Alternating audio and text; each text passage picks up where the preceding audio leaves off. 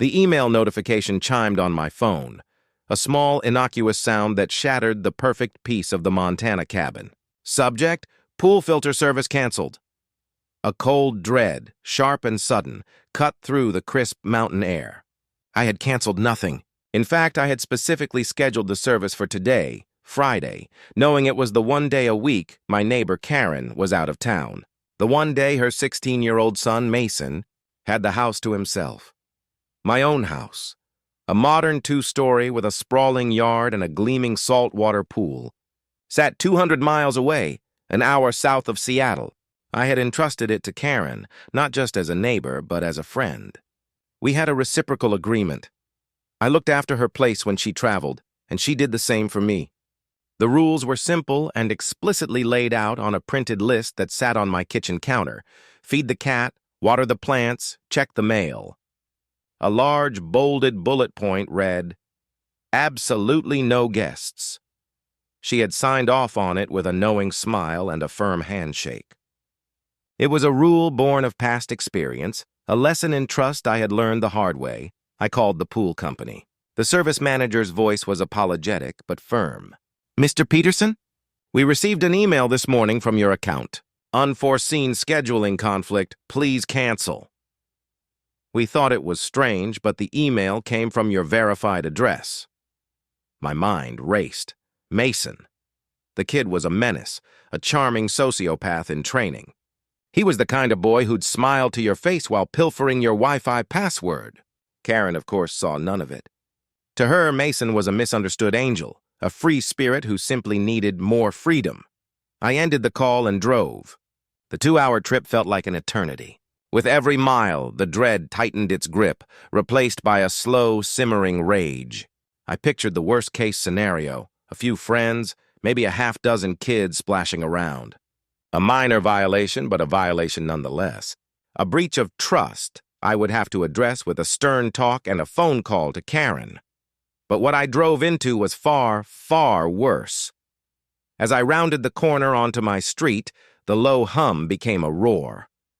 Music pulsed through the quiet neighborhood, the bass vibrating through the soles of my shoes even before I stepped out of the car. My driveway was a parking lot of beat-up sedans and oversized trucks. Beer cans littered the lawn, their metallic sheen catching the late afternoon sun. A banner hastily hung from my balcony read, "Mason's Epic End of Summer Bash." My hands went cold. My beautiful, meticulously cared-for lawn was a swamp of spilled soda and muddy footprints. Kids, at least 50 of them, were everywhere. They were in the yard, on the patio, even on my front porch, which was supposed to be a sacred shoes-off zone. I saw a group of boys using my new Weber grill as a makeshift table for a game of beer pong. Another kid was trying to make a skateboard jump off my outdoor fireplace. But the real gut punch was the pool. My pristine, shimmering blue oasis was a chaotic maelstrom. Kids were cannonballing, splashing, and screaming. I saw a half-eaten hot dog floating near the deep end. A girl was trying to do a handstand on the diving board, her sandals submerged in the water. The chlorine smell, usually so clean and sterile, was sickly sweet, mixed with the odor of cheap sunscreen and something else, stale beer and burnt plastic. I walked through the chaos, an invisible ghost in my own home. No one even noticed me. Why would they? This was Mason's house, Mason's party. I found him lounging on a unicorn-shaped float, a plastic cup in his hand, a smug look of triumph on his face. "Mason," I said, my voice dangerously low. He opened one eye, the smug smile faltering for a split second before returning full force. "Oh, hey, Mr. P, you're home early." "What is this?" I gestured to the surrounding madness. He shrugged. "Just a party. Thought I'd make the most of your awesome place while you were gone. Karen said you wouldn't mind." The lie hung in the air, heavy and reeking of deceit. I didn't even bother to challenge it. The betrayal was a physical ache in my chest. He had lied to his mother and to me, and he didn't care. "Get everyone out," I said, my voice devoid of emotion. "Now, whoa, chill, man. It's just a party." "What are you gonna do, drain the pool?" He laughed, and his friends joined in. The sound was like a nail on a chalkboard. "Come on, Mr. P, let's just have a good time." It was a dare, a direct challenge. He didn't just disrespect me. He belittled me. He made a joke out of my trust. And in that moment, something inside me broke. The simmering rage I felt on the drive over boiled over, not in a shout, but in a quiet, chilling calm. I didn't answer him. I turned on my heel and walked straight to the pool shed. The music was still thumping. The laughter was still echoing. I went to the main electrical panel, threw the breaker for the pool pump, and listened as the roar of the filter system died down to an eerie silence. I opened the large drain valve, a heavy metal lever that clicked with a satisfying finality. The kids in the pool didn't notice at first.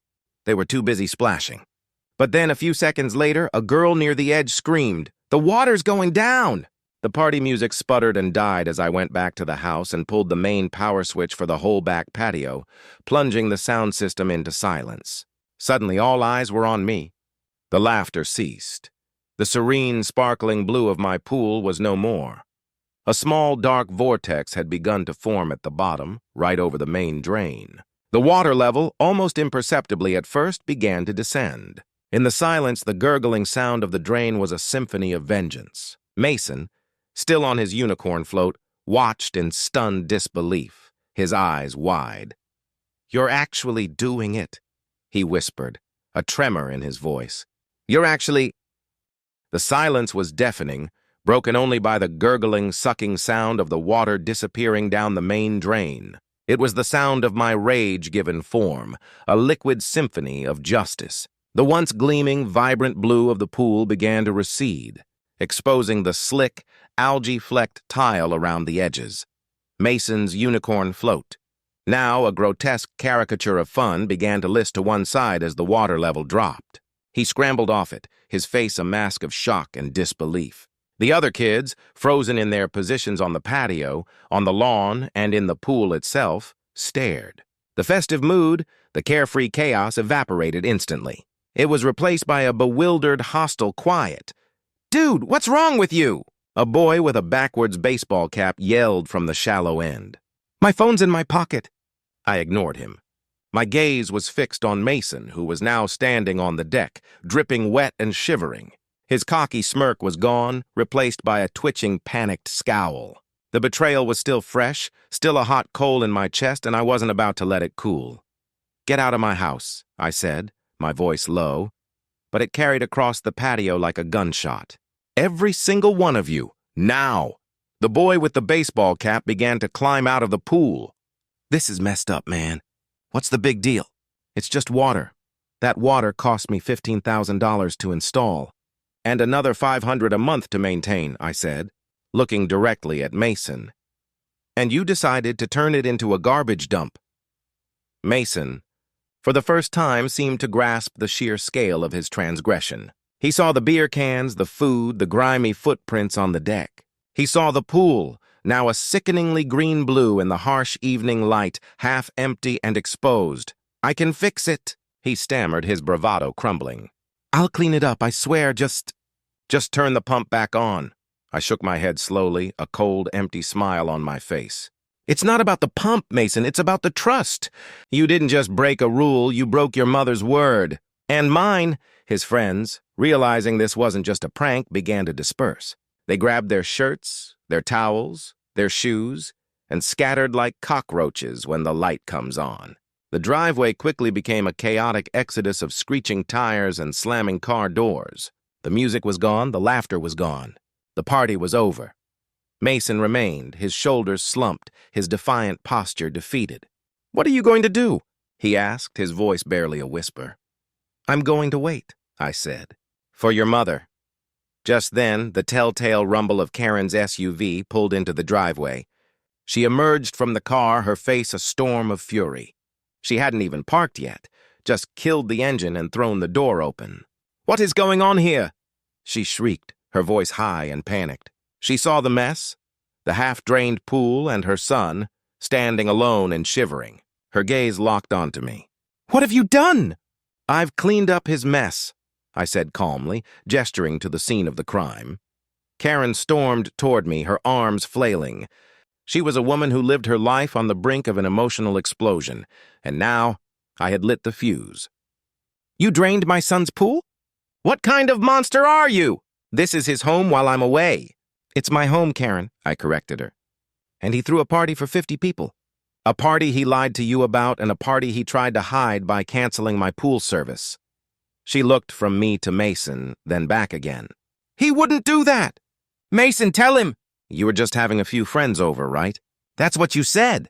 Mason, who had always been an expert at manipulation, looked down at his feet, his silence a confession. I could see the wheels turning in his head, trying to find a way to spin this, to find an excuse that would get him out of trouble. But there was no escape. The evidence was all around us, and it was irrefutable. The pool company confirmed it, Karen, I said, pulling out my phone. An email from my account, canceling the service, sent by Mason. She stared at the phone in my hand, her face a mixture of denial and dawning horror. For a moment she was quiet, the sound of the draining pool filling the air once more. Then her phone rang. It was the pool company. The service manager, a man who believed in customer service, was calling her for a follow-up. She answered, her voice trembling. Hello? I watched her face as the words came through the earpiece. The denial crumbled, replaced by a furious flush of shame. You confirmed? From his email. I see. She ended the call, her hand shaking. She turned to Mason, her eyes blazing. You used his email? You lied to me? Mason couldn't speak. He just stood there dripping wet, the once charming grin gone forever. The unicorn float, now a deflated, pathetic piece of plastic, drifted to the shallow end. The sun was setting now, casting long shadows across the yard. I looked at the drained pool, then at Karen, and finally at Mason. He wasn't a sociopath. He was just a spoiled kid who thought he could get away with anything. And tonight, he found out he couldn't. You said you'd take care of my house, Karen, I said, my voice a quiet knife in the darkness. And I trusted you. You should have trusted your gut. She looked at me, then at her son, then at the empty hole where my trust used to be. The draining sound stopped. The water was gone. All that was left was the truth. Karen's face, a mask of righteous fury a moment ago, now contorted into a look of baffled rage. I don't understand, she stammered, her voice low and dangerous. You can't just do this. This is completely unhinged. Who does this? Someone whose trust was violated, I replied, my voice as level as a sheet of glass. Someone who went on vacation and came home to a complete stranger hosting a kegger in his backyard. It wasn't a kegger, she shrieked, her voice cracking. It was a party. My son is a good boy. He made a mistake, that's all. And now look what you've done. She gestured wildly at the gaping, empty hole in the ground. The bottom was a mess of leaves, mud, and the remnants of the party. A stray cup, a discarded flip-flop, a half-submerged bottle of soda. The sight was a grotesque mirror of her son's carelessness. Mason, seeing an opening, scrambled to his mother's side. Mom, he just went crazy.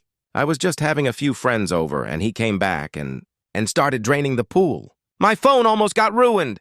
The accusation hung in the air, a final desperate attempt at gaslighting. Karen's face hardened, her anger now redirected at me, the man she clearly saw as the villain. I should call the police, she threatened, pulling out her phone. I didn't flinch. Go ahead, I said, crossing my arms. Tell them you gave a key to your son, who then used it to host an illegal gathering of minors, consumed alcohol, and caused thousands of dollars in property damage. I'll even show them the video. My words stopped her cold. Her thumb hovered over the phone's keypad. Video? She asked, her voice a thin whisper. I nodded, pulling up a clip on my phone. My security cameras, front door, back patio, side gates. I have a live feed. I watched the whole thing on the drive down. The beer pong, the hot dog in the pool, the skateboard on my fireplace. All of it. Her face went pale. The reality of the situation, the legal repercussions, finally began to sink in. Mason, however, had his own defense. The pool was full. You can't prove anything, he yelled, his voice now a desperate plea. I turned my back on him and walked over to the pool pump, which sat silent and still. I crouched down and pointed to a large black filter housing. You see this? I said, my voice barely audible over the hum of a passing car. This is the pump filter. It's supposed to handle clear filtered water, not whatever this was. I then opened the housing. A thick, gelatinous sludge, a cocktail of dirt, soda, and beer, oozed out. The delicate filter inside was torn and clogged, a useless piece of shredded plastic. "You see this?" I repeated, holding a piece of the sludge-covered plastic in my hand. "You didn't just drain my pool, Mason, you destroyed the filter. You also ran the pump dry, and with the amount of debris in the water, you likely warped the impeller and the seals. It's not just a pool, it's a closed-circuit hydraulic system, and you've managed to turn it into an expensive pile of garbage." Karen's face, now an ashen gray, looked from the ruined filter to her son. The look in her eyes was no longer of a mother protecting her child, but of a woman who was finally seeing the truth. "I had it serviced this morning, before I left," I continued, a new thought dawning on me. "The service was canceled. You must have tried to turn it on, realized the filter was clogged with whatever mess you threw in, and then you tried to hide it." Mason remained silent, but his face told me everything. He had, in his monumental arrogance, tried to fix his mess before I got home. And he had only made it worse.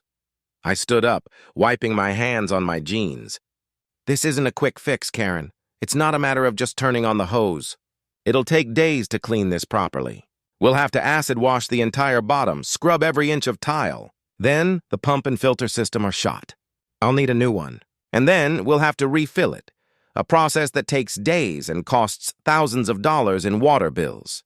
I looked at her, then at Mason. "And I'm not paying for it." Karen's mouth opened and closed, her bluster gone. Her eyes shifted from me to Mason, a look of pure, unadulterated fear dawning in them. The cost, the legal trouble, the sheer, irrefutable evidence of her son's deceit. "All of it was hitting her at once. You can't just do this to us," she whispered. I pulled a small, pristine piece of paper from my wallet. It was a business card for a pool repair company. I handed it to her. "The estimate for the full repair and refill is on the back," I said. "And I've already contacted an attorney about the damages." The card trembled in her hand as she read the number on the back. A number that was astronomical, a number that would make her life a living hell for months to come. And in that moment, in the face of my cold, quiet revenge, Karen's bravado. The business card trembled in Karen's hand, a flimsy piece of paper holding the weight of a shattered illusion. Her eyes, wide and disbelieving, darted from the astronomical figure on the back to the still, ominous figure of her son. The air, heavy with the scent of stagnant pool water and damp earth, was thick with the weight of her defeat. Her bluster, her denial, her desperate rage, all of it had been for show. Now faced with a concrete, irrefutable number, her facade crumbled. This can't be right," she whispered, her voice barely audible. "This is a joke. You're trying to scare us. There's nothing funny about a destroyed filtration system and a potential lawsuit for property damage and negligence," I said, my voice cutting through her desperate plea. "That number on the back is a rough estimate.